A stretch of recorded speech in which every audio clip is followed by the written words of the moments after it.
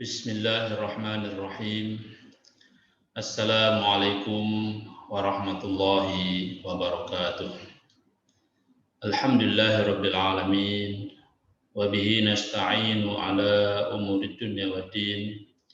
Wassalatu wassalamu ala asyrafil anbiya'i wal mursalin wa ala alihi wa sahbihi ajmain, amma ba'du.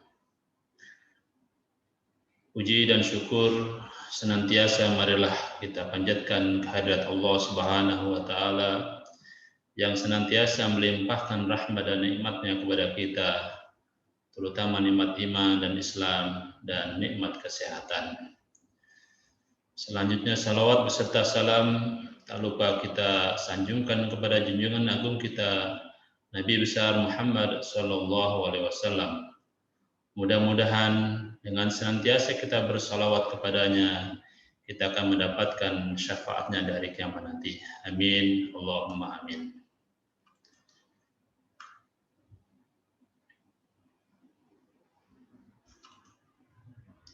Sahabat kajian studi Islam yang berbahagia, pada kajian kita hari ini kita akan membahas tentang studi akidah dan akhlak. Kajian terhadap akidah dan akhlak ini merupakan hal yang sangat penting dan fundamental dalam kehidupan beragama kita. Karena keduanya merupakan faktor yang sangat penting dalam kehidupan. Karena tanpa akidah yang kuat dan kokoh, seseorang akan mudah tergoncang dalam hidupnya. Karena hidup ini tidak akan terlepas dari ujian dan cobaan yang datang bertubi-tubi. Demikian juga dalam kehidupan ini, untuk kesuksesan seorang dalam kehidupannya, maka dia harus bisa menjalin hubungan yang baik kepada Allah Subhanahu wa taala, hubungan kepada sesama manusia, dan hubungan kepada alam sekitarnya. Itulah inti dari akhlak, yaitu untuk bisa membimbing seorang dalam menjalin hubungan yang baik dengan Allah Subhanahu wa taala, dengan sesama manusia, dan dengan alam sekitarnya. Untuk itu, kajian kita pada hari ini akan membahas tentang akidah dan akhlak dan hubungan antara keduanya. Yang pertama terkait dengan akidah. Akidah secara bahasa atau etimologi adalah bentuk masdar dari kata aqada yaqidu aqdan, aqidatan, yang berarti ikatan, perjanjian, dan kokoh. Sedang secara teknis, akidah berarti iman, kepercayaan, dan keyakinan. Dan tumbuhnya kepercayaan tentunya di dalam hati, sehingga yang dimaksud akidah adalah kepercayaan yang menghunjam atau simpul di dalam hati sanubari seseorang. Adapun secara terminologi atau secara istilah, menurut Ibnu Taimiyah dalam bukunya Aqidah Al-Wasatiyah, menerangkan makna akidah dengan suatu perkara yang harus dibenarkan dalam hati. Dengannya jiwa menjadi tenang, sehingga jiwa itu menjadi yakin serta mantap, tidak dipengaruhi oleh keraguan dan juga tidak dipengaruhi oleh syakwa sangka. Definisi yang hampir sama juga dikemukakan oleh Syekh Hasan Al-Banna dalam bukunya Al-Aqaid, yang menyatakan bahwa akidah sebagai suatu yang seharusnya hati membenarkannya sehingga menjadi ketenangan jiwa yang menjadikan kepercayaan bersih dari kebimbangan dan keraguan. Kedua pengertian tersebut menggambarkan bahwa ciri-ciri akidah dalam Islam adalah sebagai berikut.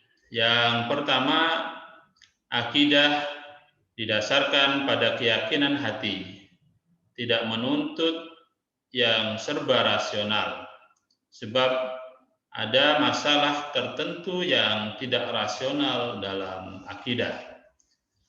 Yang kedua, akidah dalam Islam atau akidah Islam sesuai dengan fitrah manusia, sehingga pelaksanaan akidah menimbulkan ketenteraman dan ketenangan.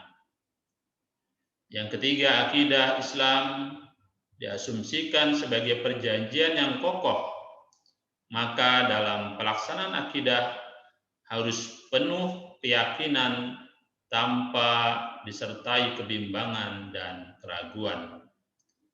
Yang keempat, akidah dalam Islam tidak hanya diyakini, lebih lanjut perlu pengucapan dengan kalimat thayyibah dan diamalkan dengan perbuatan yang soleh. Yang kelima, keyakinan dalam akidah Islam merupakan masalah yang supraempiris. Maka dalil yang dipergunakan dalam pencarian kebenaran tidak hanya didasarkan atas indera dan kemampuan manusia, melainkan membutuhkan wahyu yang dibawa oleh para Rasulullah SAW. Pada perkembangan selanjutnya, term akidah identik dengan term iman, tauhid, usuluddin, ilmu kalam, dan teologi, jika akidah itu telah menjadi suatu disiplin ilmu yang berdiri sendiri.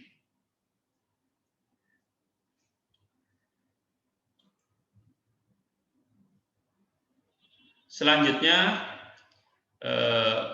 sebagaimana dikemukakan tadi bahwa inti dari akidah adalah iman. Oleh karena itu, selanjutnya adalah pengertian tentang iman.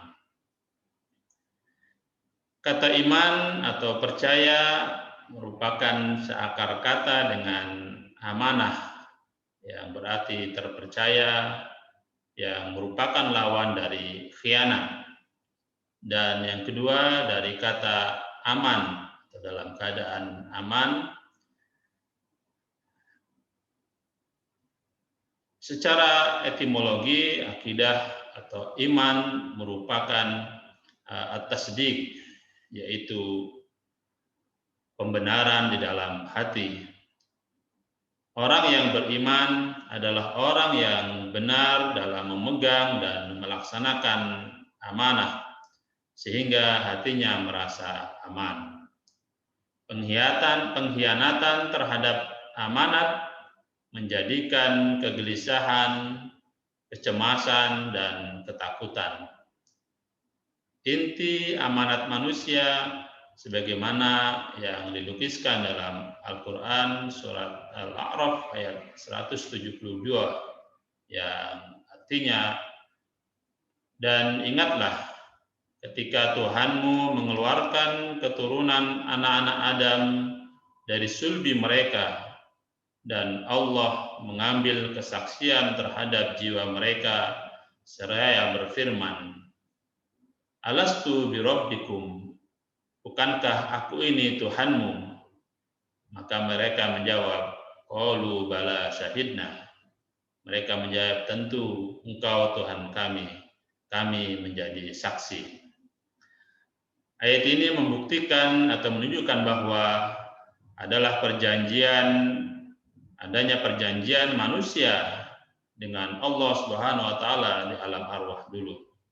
Ini merupakan perjanjian yang disebut dengan al-mitsaq al-ilahiyah atau perjanjian ketuhanan, yaitu percaya sepenuh hati bahwa Allah Subhanahu wa taala adalah satu-satunya Tuhan. Dengan percaya kepada Allah Subhanahu wa taala berarti percaya pula pada aspek-aspek yang lain yang berhubungan dengannya, seperti iman kepada malaikat, kitab, rasul, hari akhir, dan iman kepada takdir.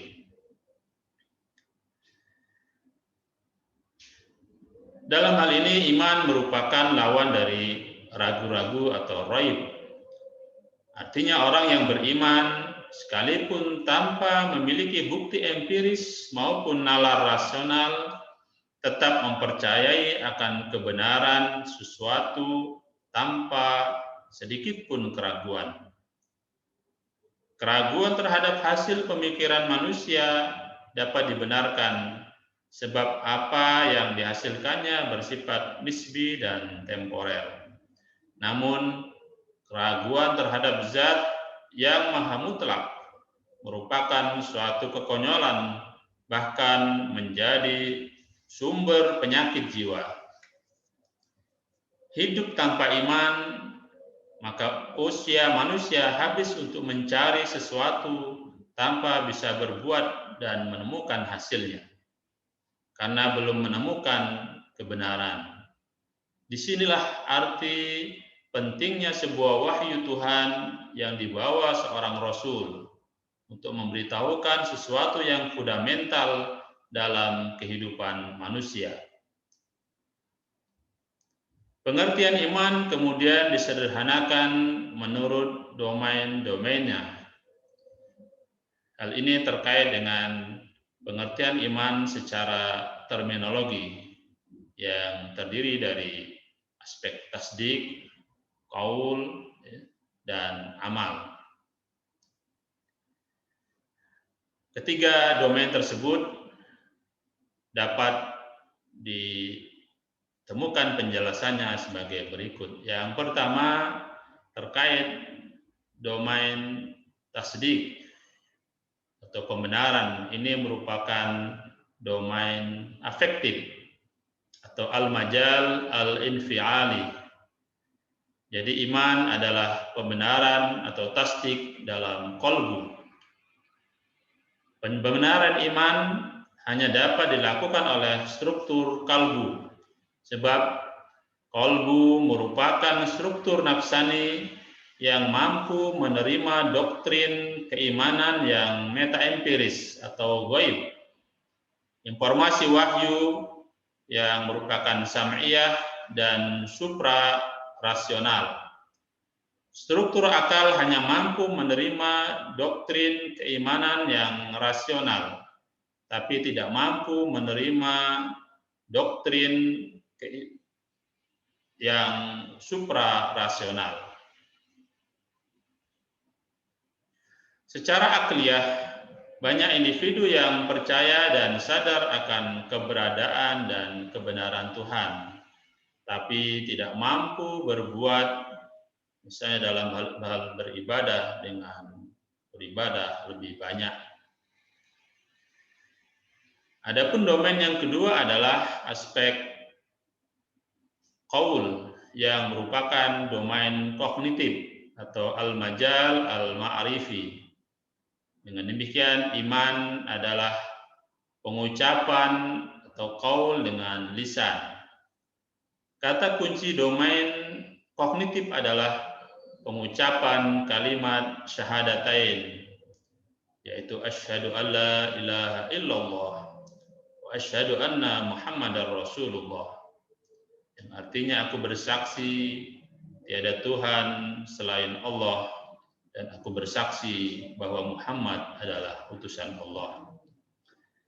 Kalimat syahadat pertama mengandung arti peniadaan atau nafi terhadap Tuhan-Tuhan relatif dan temporer seperti hawa nafsu, harta, kedudukan, dan lainnya, untuk kemudian ditetapkan atau isbat terhadap Tuhan yang maha sempurna, yakni Allah Subhanahu wa Ta'ala. Sedangkan syahadat kedua meyakini bahwa Muhammad adalah utusan Allah yang menerima wahyu yang ajarannya harus direalisasikan dalam kehidupan nyata.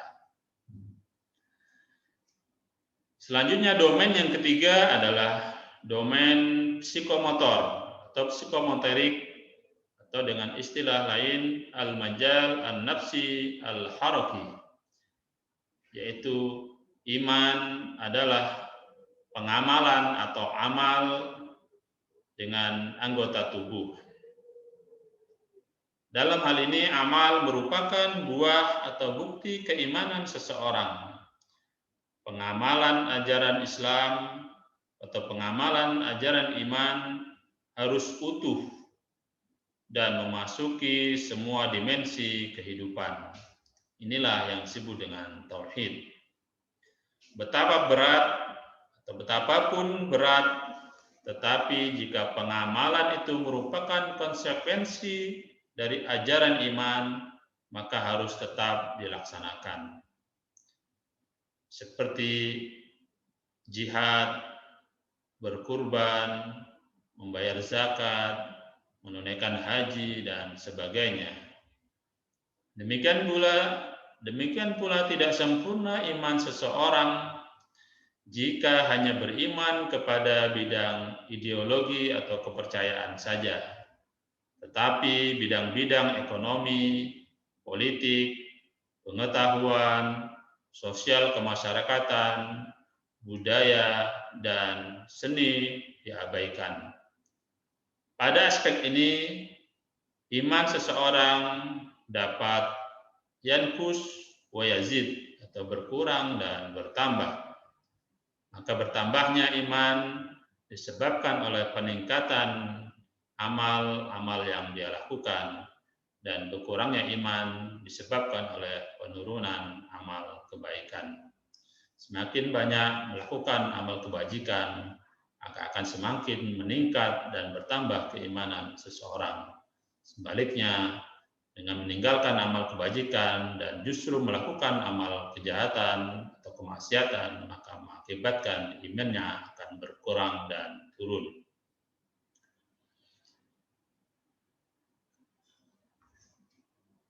Yang selanjutnya terkait dengan metode pencapaian akidah. Secara fitri, manusia memerlukan akidah guna menopang hidup budayanya. Satu kehidupan tak akan bermakna jika dalam jiwa manusia tak sedikit pun tertanam rasa akidah yang kuat. Kehidupan manusia tidak hanya membutuhkan materi, tetapi ia juga membutuhkan kepuasan rohani. Seseorang yang telah mencapai puncak kejayaan materi, tentunya ia tidak dapat mempertahankan kebahagiaan hidupnya sebab kejayaan sudah statis, tidak berkembang, dan di saat inilah seseorang berkecenderungan mencari makna hidup. Dan Islam hadir dengan menawarkan konsep keyakinan atau akidah sebagai lambang hidup yang abadi.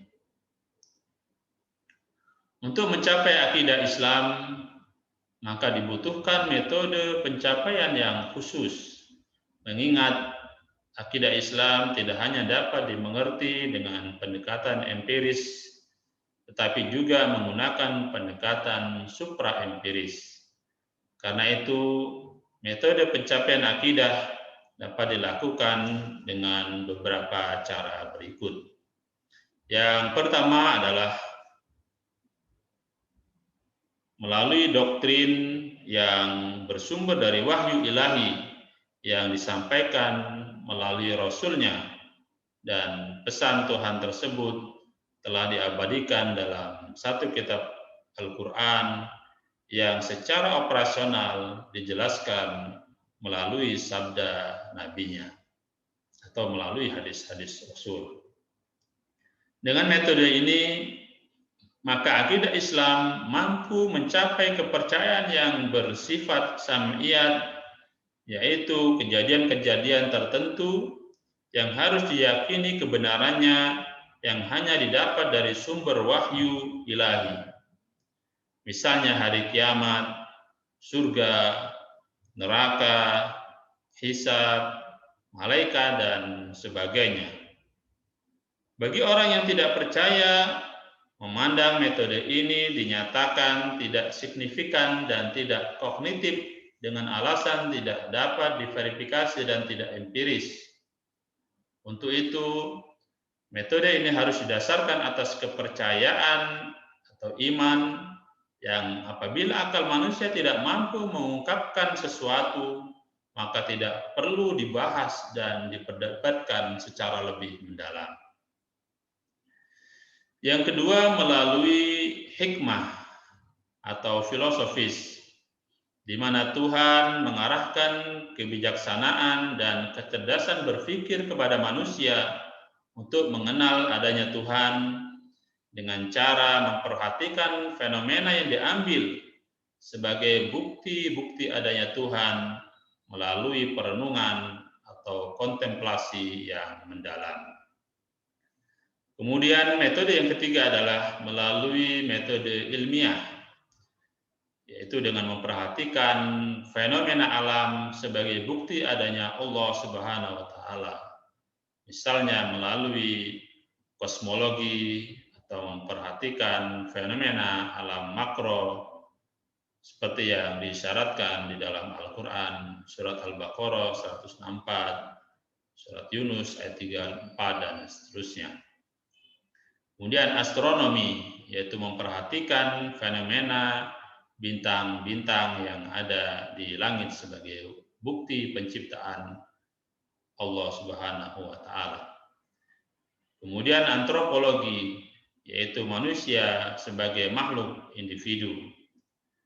Yang keempat, psikologi yang memperhatikan fenomena manusia seperti yang disyaratkan dalam surat Asy-Syams ayat 7 dan Ar-Rum ayat 21.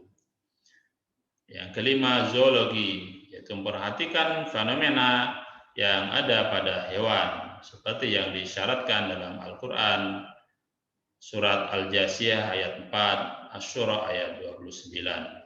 Kemudian botani, memperhatikan fenomena pada tumbuh-tumbuhan seperti yang disyaratkan dalam surah An-Nahl ayat 11, Al-Hajj ayat 5.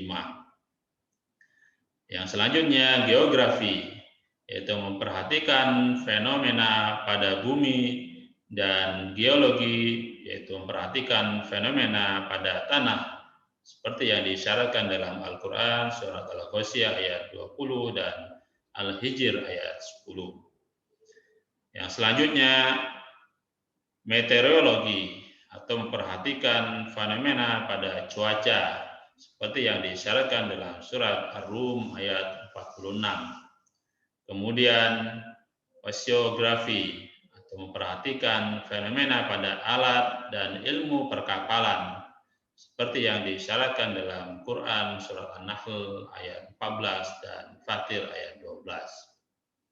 Kemudian kimia seperti yang disyaratkan dalam Quran surah Ar-Ra'd ayat 8, 17 dan Al-Qamar ayat 49. Ontologi, itu dengan mempercayai Allah sebagai penggerak utama dari kesekian gerak yang ada. Yang selanjutnya teologi, yakni Allah menciptakan alam dengan saling bekerja sama untuk mencapai tujuan tertentu. Yang selanjutnya adalah inayah, yakni alam raya yang ada terdapat kesesuaian dengan kehidupan manusia dan makhluk-makhluk yang lainnya. Dan yang terakhir adalah ikhtira', yakni adanya alam ini sebagai adanya pencipta, sedangkan yang dimaksud pencipta itu adalah Allah Subhanahu wa taala. Selanjutnya, metode pencapaian akidah yang tepat adalah melalui irfaniyah, yakni metode yang menekankan pada intuisi dan perasaan hati seseorang setelah melalui upaya suluk atau perbuatan yang biasa dilakukan untuk mencapai tujuan tertentu. Metode ini membagi alam dalam dua kategori, Yang pertama, alam nyata yang dapat diobservasi dan dieksperimentasi oleh ilmu pengetahuan modern dan dengan metode dan dieksperimentasi oleh ilmu pengetahuan modern dengan metode ilmiah. Kedua, alam intuisi yang berkaitan dengan jiwa yang tidak mungkin ditundukkan dengan pengalaman dan analogi. Alam kedua inilah yang hanya mampu ditempuh melalui metode intuisi. Metode irfaniyah ini banyak digunakan oleh kaum sufi yang mencari kebenaran Tuhan atau mencari ma'rifatullah, mengenal Allah dengan cara-cara tertentu melalui pembiasaan penajaman intuisi berdasarkan pengamalan amal ibadahnya. Sahabat studi keislaman yang berbahagia, selanjutnya terkait dengan prinsip-prinsip akidah. Dalam Islam, akidah merupakan masalah asasi yang merupakan misi pokok yang dibantu oleh para nabi. Baik tidaknya seseorang ditentukan oleh akidahnya, mengingat amal saleh merupakan pancaran dari akidah yang sempurna karena akidah merupakan masalah asasi. Maka dalam kehidupan manusia perlu ditetapkan prinsip-prinsip dasar akidah Islamiyah agar dapat menyelamatkan kehidupan manusia baik di dunia maupun di akhirat. Maka dalam hal ini prinsip akidah tersebut paling tidak ada 4 aspek. Yang pertama, akidah didasarkan atas tauhid, yakni mengesahkan Allah dari segala dominasi yang lain. Prinsip ini tidak hanya mengesahkan Allah seperti yang diyakini oleh kaum monoteisme, melainkan juga meyakini kesatuan penciptaan atau unity of creation, atau kesatuan kemanusiaan atau unity of mankind, atau kesatuan tuntutan hidup, yaitu unity of purpose life, yang semuanya merupakan derivasi dari kesatuan ketuhanan atau unity of Godhead. Prinsip tauhid pun tidak mempertentangkan antara dunia dan akhirat, antara yang alami dan yang dialami, antara yang imanen dan transendental, antara jiwa dan raga dan sebagainya. Karena itu merupakan kesatuan yang harus ditopang dengan pertama memiliki komitmen utuh kepada Tuhan dan menjalankan pesan-pesannya. Yang kedua, menolak pedoman hidup yang tidak berasal dari Tuhan. Yang ketiga, menolak atau bersikap progresif dengan selalu menekankan penilaian kualitas hidup, adat istiadat, tradisi, dan paham hidup. Kemudian yang keempat, tujuan hidup jelas, yaitu segala aktivitas hanya untuk Allah Subhanahu wa Ta'ala semata. Bagaimana yang sering kita ucapkan dalam sholat, inna sholati wa nusuki wa mahyaya wa mamati lillahi rabbil alamin. Kemudian yang kelima adalah mempunyai visi keharmonisan antara makhluk sesama manusia lain, sehingga terjalin keharmonisan antara manusia dan Tuhannya dengan lingkungan sekitarnya. Karena itu, semua aktivitas harus ditauhidkan hanya untuk Allah Subhanahu wa Ta'ala semata. Bahkan Allah Subhanahu wa Ta'ala tidak akan mengampuni dosa orang-orang yang menyekutukannya, karena dosa syirik menyalahi prinsip atau utama dalam akidah Islam. Sebagaimana dinyatakan dalam firman Allah Subhanahu wa taala surat An-Nisa ayat 48, Innallaha la yaghfiru an yushraka bihi wa yaghfiru ma duna dzalika liman yasha. Wa may yusyrik billahi faqad iftara isman 'adzima.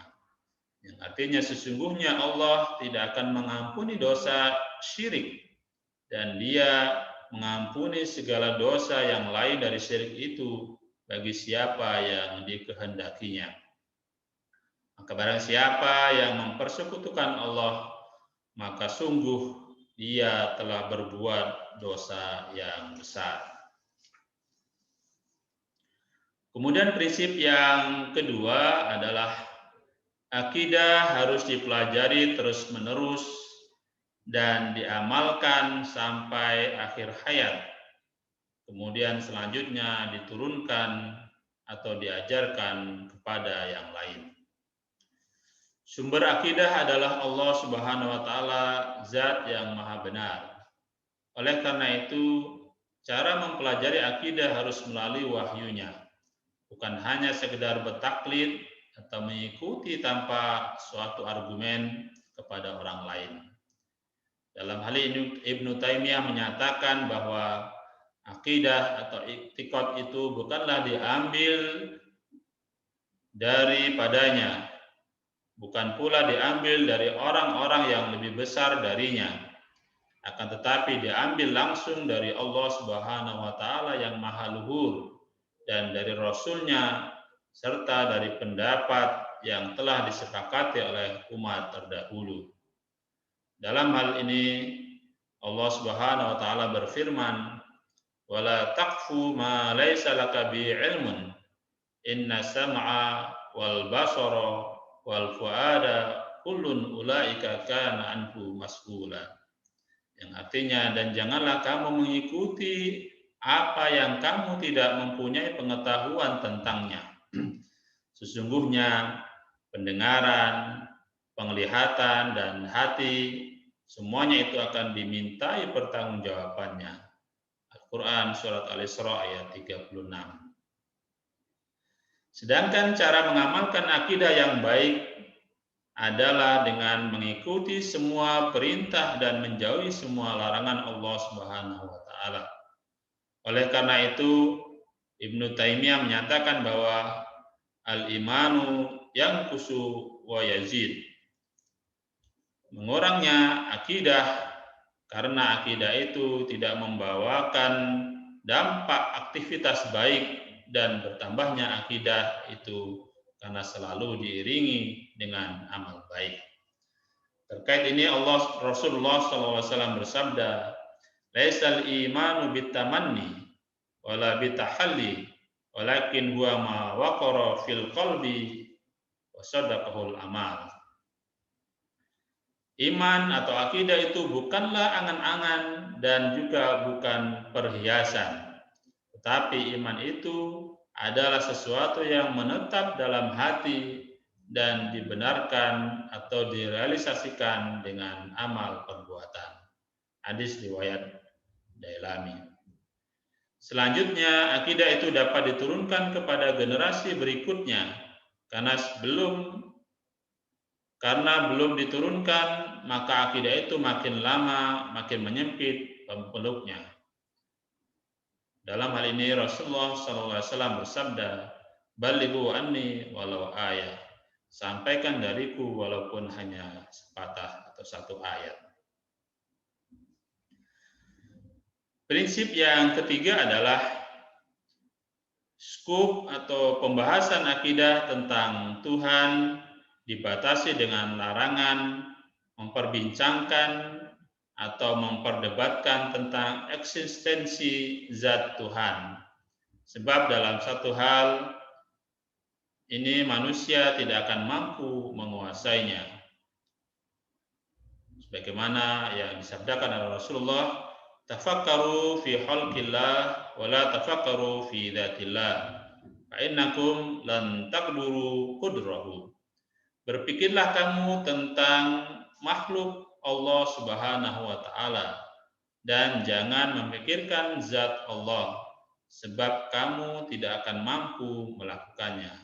Hadis riwayat Abu Nuaim.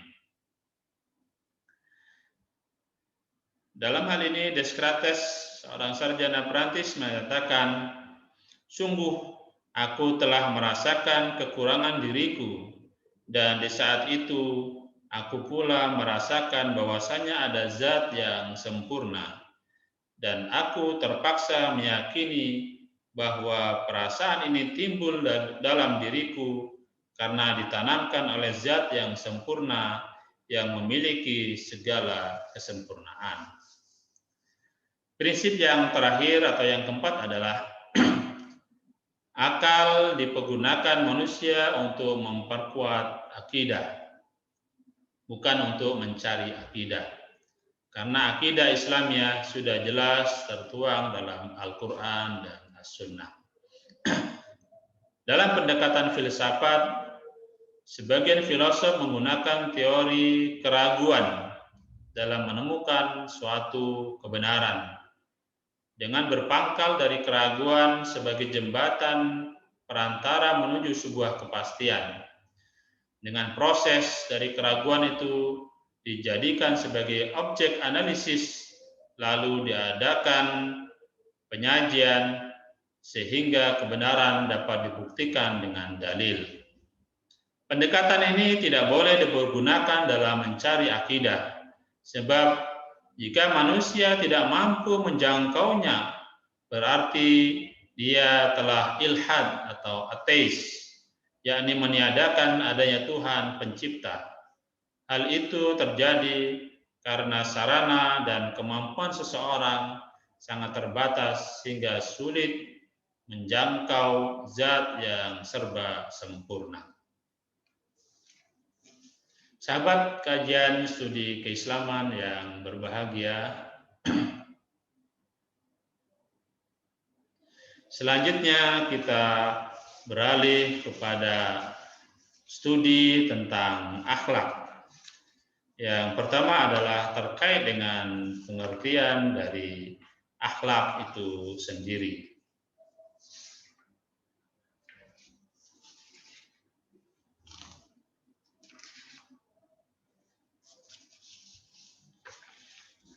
Pertama, akhlak secara etimologi berasal dari kata khuluq dan jamaknya adalah akhlak.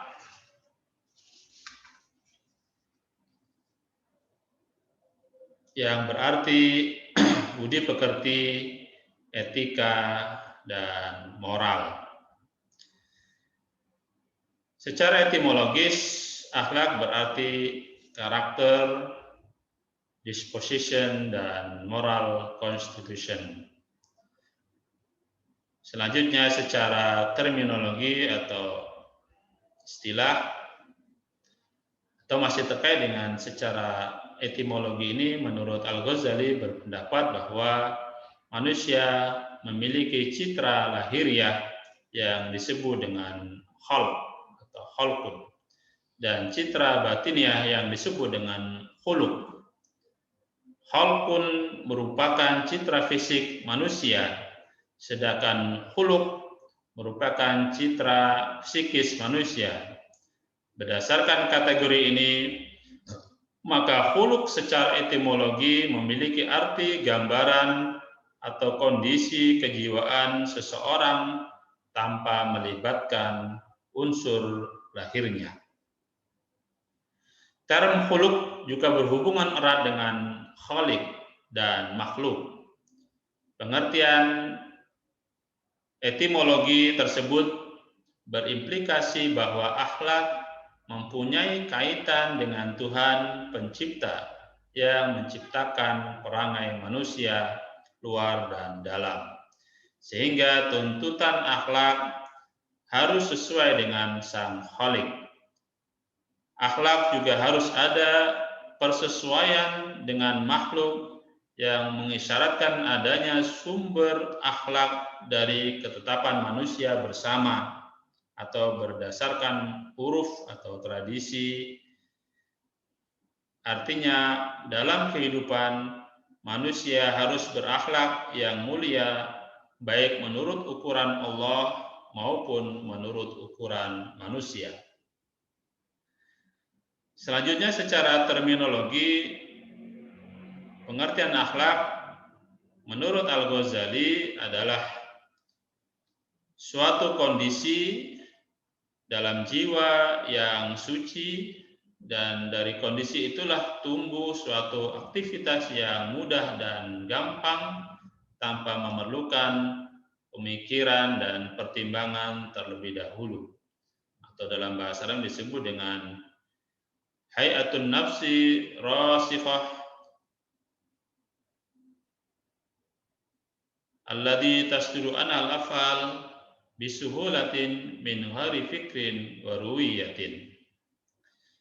Definisi yang hampir sama juga dikemukakan oleh Ibnu Maskaweh yang mendefinisikan khuluq dengan sesuatu kondisi atau hal jiwa atau nafas yang menyebabkan suatu aktivitas dengan tanpa dipikirkan atau dipertimbangkan terlebih dahulu, atau halun nafsi tasduru anhal afhal min ghairi fikrin wa ruwiyatin. Berdasarkan pengertian tersebut dapat disimpulkan bahwa akhlak bercirikan sebagai berikut. Yang pertama, akhlak sebagai ekspresi sifat dasar seseorang yang konstan dan tetap. Yang kedua, akhlak selalu dibiasakan seseorang sehingga ekspresi akhlak tersebut dilakukan berulang-ulang sehingga dalam pelaksanaan itu tanpa disertai pertimbangan pikiran terlebih dahulu. Kemudian yang ketiga, apa yang diekspresikan dari akhlak merupakan keyakinan seseorang dalam menempuh keinginan sesuatu sehingga pelaksanaannya tidak ragu-ragu. Al-Jurjawi mengemukakan bahwa akhlak itu hanya mencakup kondisi batiniah, bukan kondisi lahiriah. Misalnya orang yang memiliki karakter pelit, bisa juga ia banyak mengeluarkan uangnya untuk kepentingan ria, boros, dan sombong. Sebaliknya orang yang memiliki karakter dermawan, bisa jadi ia menahan mengeluarkan uangnya demi kebaikan dan kemaslahatan. Apabila maksud nafas dalam definisi akhlak di atas mencakup psikofisik, maka term khuluq dapat dijadikan sebagai padanan term personality. Namun apabila nafas sebatas pada kondisi batin, seperti dalam pengertian etimologi Al-Ghazali, maka term khuluq tidak dapat dijadikan padanan dengan personality, sebab personality mencakup kepribadian lahir dan batin. Oleh karena itu, ambiguitas makna ini, maka diperlukan definisi lain yang dapat mengcover hakikat khuluq sesungguhnya. Maka dalam hal ini menurut Mansur Ali Rajab memberi batasan khuluq dengan at-tabu dan as-sajiyah. Maksud at-tabu atau karakter adalah citra batin manusia yang menetap atau as-sukun. Citra ini terdapat pada konstitusi atau al-jibillah manusia yang diciptakan oleh Allah sejak lahir. Sedangkan sajiyah adalah kebiasaan atau adat manusia yang berasal dari hasil integrasi antara karakter manusiawi dengan aktivitas-aktivitas yang diusahakan atau al-muktasab. Kebiasaan ini ada yang teraktualisasi menjadi suatu tingkah laku lahiriah dan ada juga yang masih terpendam. Definisi terakhir inilah yang lebih lengkap, karena khuluq mencakup kondisi lahir dan batin manusia. Keinginan, minat, kecenderungan, dan pikiran manusia ada kalanya terwujud dalam suatu tingkah laku nyata. Namun ada juga yang hanya terpendam di dalam batin dan tidak teraktualisasi dalam suatu tingkah laku nyata. Baik teraktualisasi atau tidak, semuanya masuk dalam kategori kepribadian. Berdasarkan uraian ini, maka khuluq memiliki ekuivalensi makna dengan personality. Selanjutnya, Rajab memilah-milah ruang lingkup ilmu akhlak atau karakterologi Islam dengan psikologi. Ilmu akhlak adalah ilmu yang mempelajari tingkah laku yang seharusnya dikerjakan atau ditinggalkan seseorang. Sedangkan psikologi adalah suatu ilmu yang hanya mempelajari apa adanya tingkah laku itu. Berdasarkan definisi tersebut, maka ilmu akhlak dan psikologi memiliki kesamaan dan perbedaan. Kesamanya adalah sama-sama mempelajari tingkah laku kejiwaan seseorang.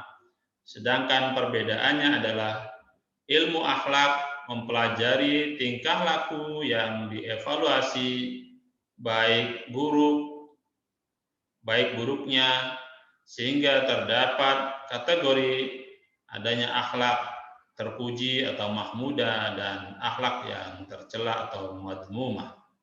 Sedang psikologi hanya mempelajari tingkah laku tanpa berupaya menilai baik buruknya atau dievaluasi. Pemilihan Rajab tersebut dapat dibenarkan apabila disiplin ilmu akhlak dibedakan dengan psikologi kepribadian barat. Pemilihan itu menjadi tidak relevan apabila ilmu akhlak dibandingkan dengan psikologi kepribadian Islam. Asumsi pokok yang mendasarinya adalah bahwa di dalam psikologi kepribadian Islam telah terikat oleh norma atau nilai tertentu. Norma atau nilai itu terdapat pada labelnya tersendiri, yaitu Islam. Label Islam merupakan label yang menunjukkan sistem norma atau sistem nilai ajaran yang mengikat dan harus dipatuhi oleh semua ekosistem yang termasuk di dalamnya. Oleh sebab itu, label Islam ini maka psikologi kepribadian Islam identik dengan ilmu akhlak.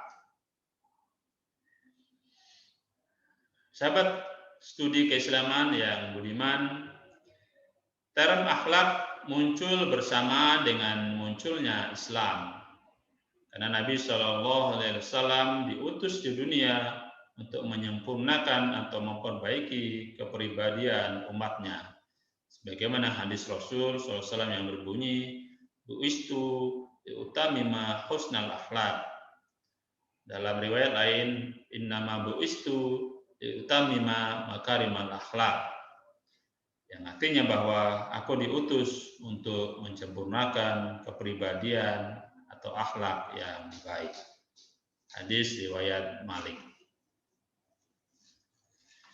Menurut Muhammad Imaduddin Ismail, terminologi akhlak dan syakhsiyah dalam literatur klasik digunakan secara bergantian karena memiliki makna yang satu. Namun dalam literatur modern, keduanya dibedakan karena memiliki konotasi makna sendiri-sendiri. Akhlak merupakan usaha untuk mengevaluasi kepribadian atau evaluasi sifat-sifat umum yang terdapat pada perilaku pribadi dari sudut baik, buruk, kuat, lemah, dan mulia, rendah. Sedangkan syakhsiyah tidak terkait dengan diterima atau tidaknya suatu tingkah laku, sebab di dalamnya tidak ada unsur-unsur evaluasi. Sahabat studi keislaman yang berbahagia, selanjutnya terkait dengan metode pencapaian akhlak.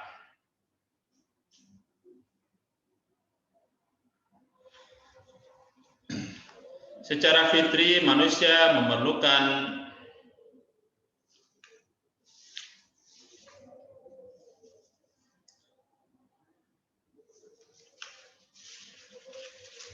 dalam hal ini terkait dengan metode pencapaian akhlak, ada 3 metode yang biasa digunakan oleh kaum sufi dalam rangka untuk mensucikan dirinya, untuk bisa mendekatkan diri kepada Allah Subhanahu wa taala. Maka terkait dengan itu metode yang dipergunakan dalam pendakian akhlak yang mulia juga dapat mengikuti 3 cara yang ditempuh oleh kaum sufi tersebut. Yang pertama adalah takhalli, yaitu mengosongkan diri dari sifat-sifat yang tercela dan maksiat baik lahir maupun batin. Para ahli menyatakan dengan takhalli bil akhlaqis sayyi'ah, yaitu mengosongkan diri dari sifat yang tercela. Untuk metode takhalli, seseorang dituntut menghindari sifat-sifat mazmumah atau tercela sebagai berikut, yaitu al-baghyu atau lacur dan egoistik, al-bukhlu atau kikir, al-buhtan atau berdusta, al-khiyanah atau khianat, az-zulm atau sesat dan aniaya, kemudian al-jubun, pengecut, selanjutnya berbuat fawahish atau melakukan dosa besar seperti syirik, sihir, membunuh, zina, memakan harta riba, dan anak yatim. Selanjutnya al-ghadab atau marah, dan al-ghuyus atau mengurangi timbangan dan ukuran, al-istikbar atau sombong, dan al-kizbu atau dusta, al-kufur yaitu mengkufuri nikmat Allah, al-ghibah atau mengumpat, al-ghurur atau menipu dan memperdaya, al-hasad atau iri hati, dan al-hikdu atau dendam dan dengki. Selanjutnya al-ifsad atau berbuat kerusakan, al-israf atau berlebih-lebihan dan menyia-nyiakan sesuatu, liwat atau homoseksual dan lesbian, an-namimah atau mengadu domba, kemudian tanabas bil alqab, melebihkan status atau gelar dengan panggilan yang tidak baik. Demikian beberapa akhlak-akhlak tercela yang harus dihindari dan dikosongkan dari diri seseorang untuk menggapai akhlak yang mulia. Selanjutnya, metode yang kedua adalah melalui tahalli, yaitu mengisi diri dengan sifat-sifat mahmudah atau terpuji secara lahir dan batin, yaitu mengisi diri dengan sifat-sifat mahmudah atau terpuji secara lahir dan batin yang oleh para ahli dinyatakan dengan tahalli bil akhlaqil hasanah, yaitu mengisi dengan sifat-sifat yang baik. Jadi setelah mengosongkan akhlak yang madmumah, tahapan berikutnya adalah mengisi dengan akhlak-akhlak yang baik. Sebagai konsekuensinya, seseorang yang telah meninggalkan semua sifat-sifat yang tercela, maka ia mencoba mengisi diri dengan akhlak yang mahmudah, seperti akhlak al-amanah atau dapat dipercaya, al-afu atau suka memberi maaf, anisah atau manis muka, dan al-khair atau selalu baik dalam segala hal. Selanjutnya al-khusyu atau tekun sambil merendahkan diri dalam beribadah, ad-difah atau menghormati tamu, al-ghufran atau memberi maaf, selanjutnya al-haya atau malu berbuat dosa dan maksiat, al-hilmu atau baik hati dan tidak melakukan maksiat. Selanjutnya al-ihsan atau berbuat baik kepada siapa saja. Kemudian al-iffah atau menahan maksiat, menjaga kehormatan dirinya dari melakukan perbuatan yang tercela. Kemudian as-sabar yaitu penyabar, as-sidik atau berkata jujur dan bertingkah laku jujur, at-ta'awun atau penolong, at-tadarru atau merendahkan diri kepada Allah Subhanahu wa taala dalam beribadah, kemudian at-tawadu atau merendahkan diri kepada sesama, terutama terhadap yang lebih tinggi statusnya, dan al-qanaah atau menerima apa adanya, serta izzun nafsi atau berjiwa luhur dan kuat. Itulah beberapa akhlak mahmudah yang harus diisi untuk mengisi kekosongan dari akhlak-akhlak tercela yang telah dibuat tadi. Yang terakhir adalah metode tajalli, yaitu merasa akan keagungan Allah Subhanahu wa taala. Para ahli menyatakan dengan tajalli ila rabbi al-bariyah, yaitu merasa akan keagungan Allah Tuhan manusia. Untuk mencapai metode tajalli, maka seseorang dituntut melakukan musyaratah atau memperingati diri agar tidak berbuat maksiat. Kemudian muraqabah, yaitu mengawasi diri agar tidak berbuat maksiat.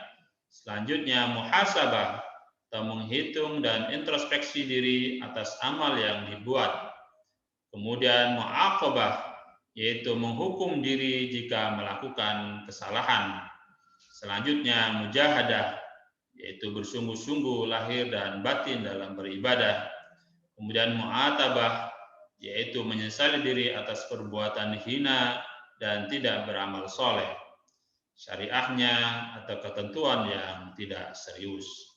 Demikian beberapa metode yang ditempuh dalam rangka untuk mencapai kemuliaan akhlak pada diri seseorang. Selanjutnya terkait dengan prinsip-prinsip akhlak yang terdiri dari 5 prinsip. Yang pertama, akhlak yang baik dan benar harus didasarkan kepada Al-Quran dan As-Sunnah, bukan dari tradisi atau aliran-aliran tertentu yang sudah tampak sesat atau tersesat. Pada suatu hari, Aisyah ditanya oleh sahabat yang lain tentang akhlak baginda Rasul SAW. Maka Aisyah menjawab, "Kana khuluquhul Quran," bahwa sesungguhnya akhlak Nabi SAW adalah Al-Quran. Ini menunjukkan bahwa etika atau akhlak Rasulullah merupakan implementasi dari Al-Quran. Atau kalau ingin melihat implementasi dari Al-Quran, maka lihatlah pada akhlak Rasulullah SAW. Dalam aliran etika, banyak kriteria yang digunakan untuk menentukan baik, buruk, benar, salah. Aliran empirisme menitik beratkan baik buruk atas pengalaman manusia, sementara aliran intuisionisme menyatakan baik buruk ditentukan oleh intuisi manusia, baik berupa nabi, ilham, bisikan kalbu, naluri, dan insting. Sementara aliran rasionalisme memandang baik buruknya atas rasio manusia karena rasio merupakan sumber etika. Sedangkan aliran tradisionalisme menitik beratkan baik buruk atas konsistensinya dengan tradisi atau adat istiadat yang berlaku. Sedangkan aliran hedonisme memandang baik buruknya atas nilai pragmatisnya atau kenikmatannya. Adapun aliran egoistik hedonisme memandang baik buruk dengan kebahagiaan individu. Sementara aliran universalistik hedonisme menyatakan bahwa baik buruk tergantung kebahagiaan bersama. Sementara aliran evolusionisme memandang baik buruk didasarkan atas jauh dekatnya dengan idealis yang menjadi tujuan hidup. Proses tersebut berlaku secara berangsur-angsur. Sedangkan aliran Ahlus Sunnah memandang baik buruk didasarkan atas agama, dan akal tidak mungkin mengetahui yang baik dan buruk tergantung pada kesesuaian dengan akal. Karena akal merupakan anugerah Allah yang mulia, Al-Ghazali memandang baik buruk atas akal yang didasari dengan jiwa agama, yaitu Al-Quran dan As-Sunnah. Sedangkan Abul Ala Al-Maududi memandang baik buruk ditentukan oleh pengalaman, rasio, dan intuisi manusia yang dibimbing Tuhan melalui wahyunya. Tampaknya pendapat yang terakhir inilah yang dapat dijadikan prinsip baik akhlak alami, karena kenyataannya akhlak merupakan kebiasaan yang reflektif yang semestinya ditopang oleh kebenaran rasio dan intuisi yang dibimbing oleh wahyu Allah Subhanahu wa taala. Prinsip yang kedua adalah adanya keseimbangan antara berakhlak kepada Allah, kepada sesama manusia, dan kepada alam sekitarnya. Di mana akhlak kepada Allah Subhanahu wa taala adalah menyembah dan mentaati segala titahnya, menjadikan pedoman hidup apa yang telah dibenarkannya, serta berjanji mentaati segala titahnya dengan cara mengamalkan ajarannya, melaksanakan tugas sebagai wakil Allah yang nantinya semua itu akan dipertanggungjawabkan kepada Allah Subhanahu wa taala, sehingga manusia memperoleh kebahagiaan dan kesejahteraan dengan cara mengamalkan ajarannya yang baik dan benar, di mana semua itu mencakup keseluruhan aspek hidup dan kehidupan, dalam artian sebatas apa yang dimiliki dan dimampui oleh manusia itu sendiri. Kemudian berakhlak kepada manusia atau sesama manusia adalah toleransi antar beragama, memberikan hak sebagai tetangga, warga negara, dan warga agama, ikut terlibat dalam segala hal, tidak ingin menang sendiri, bertanggung jawab atas masalah sosial, tolong-menolong, saling memaafkan, saling menghormati, kasih mengasihi, sabar dan menahan diri, adanya konsep persamaan, adil, kreatif, dan dinamis. Sedangkan akhlak terhadap alam sekitarnya, terhadap hewan dan tumbuhan adalah melestarikan, memanfaatkan untuk kepentingan ibadah, tidak menyakiti, sehingga Nabi SAW menyerukan agar menajamkan alat potong atau senjata ketika ingin menyembelih hewan. Apabila fauna dan flora telah punah, maka akan mengancam kehidupan manusia itu sendiri. Itulah di dalam Al-Quran Allah Subhanahu wa taala berfirman, "Dhaharul fasadu fil barri wal bahri bima kasabat aydin nas liyudhiqahum ba'dalladzi 'amilu la'allahum yarji'un." Telah tampak kerusakan di darat dan di laut disebabkan karena perbuatan tangan manusia, supaya Allah merasakan kepada mereka sebagian dari akibat perbuatan mereka, agar mereka kembali ke jalan yang benar. Oleh karena itu akhlak pada alam sekitarnya adalah menjaga kelestarian alam dan memanfaatkan alam sesuai dengan kebutuhan manusia dan dalam rangka untuk beribadah kepada Allah Subhanahu wa taala. Tidak boleh melakukan semena-mena terhadap alam sekitarnya dengan melakukan pengerusakan, eksploitasi yang melampaui kebutuhan manusia itu sendiri. Selanjutnya prinsip yang ketiga adalah pelaksanaan akhlak harus bersamaan dengan akidah dan syariah. Karena ketiga unsur di atas Akidah, syariat, dan akhlak merupakan bagian integral dari syariat Allah Subhanahu wa taala.